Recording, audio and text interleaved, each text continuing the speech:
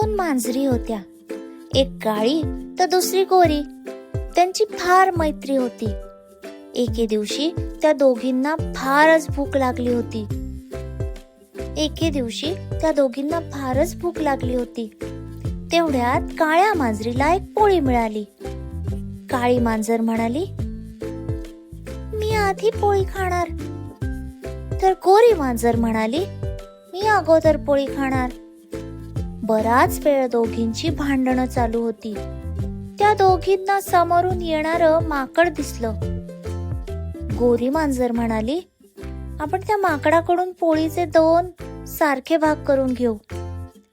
काळी मांजर माकडाला म्हणाली, माकड दादा, आम्हाला या पोळीचे 2 सारखे भाग करून द्या.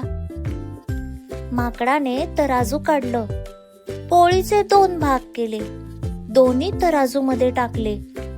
एका तराजूमध्ये थोडी जास्त पोळी होती, म्हणून त्याने त्या पोळीचा एक तुकडा मोडून तोंडात टाकला आणि खाऊन टाकला.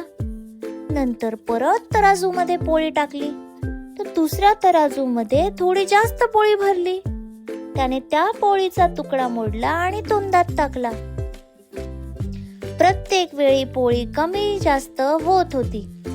असं करता करता त्याने प्रत्येक वेळी एक एक तुकडा खाता खाता शेवटी सर्वच पोळी खाऊन टाकली. त्या दोघी मांजरी रागाने त्याच्या अंगावर धावून गेल्या. शेवटी माकड पळून गेलं.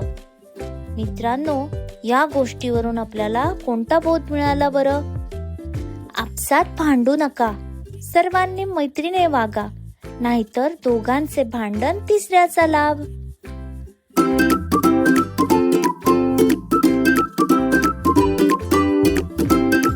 And don't forget to subscribe our channel.